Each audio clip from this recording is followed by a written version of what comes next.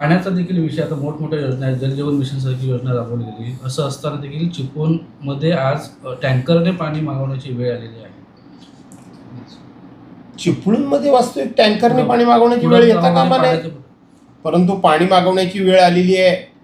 फार जलजीवन मिशन योजनेचा गाजावाजा करून आजपर्यंत ह्या देशामध्ये जणू काही पाणी योजना झाल्याच नाहीत, परंतु नरेंद्र मोदींचं खूप मोठा ड्रीम प्रोजेक्ट म्हणून गाजावाजा केला आणि आज राज्यामध्ये या सगळ्या योजना 25% सुद्धा झालेल्या नाहीत. हे आम्ही म्हणतो म्हणून नाही, तर हे शेवटी राज्याच्या मुख्यमंत्र्यांनी सुद्धा फ्लोअरवर कबूल केलं आणि पाणी पुरवठा मंत्र्यांनी सुद्धा कबूल केलं.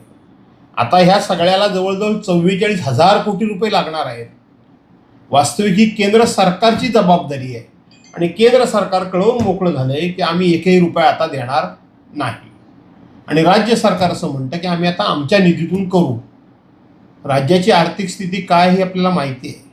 राज्य 11 लाख आणि 2,000 कोटीच्या कर्जामध्ये बुडालेलं आहे.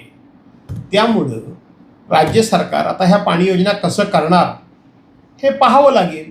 परंतु तूर्त तरी मी सांगतो की ह्या जलजीवन मिशन योजनेचा पुरता बोजवारा उडालेला आहे, तो सावरणं कठीण आहे.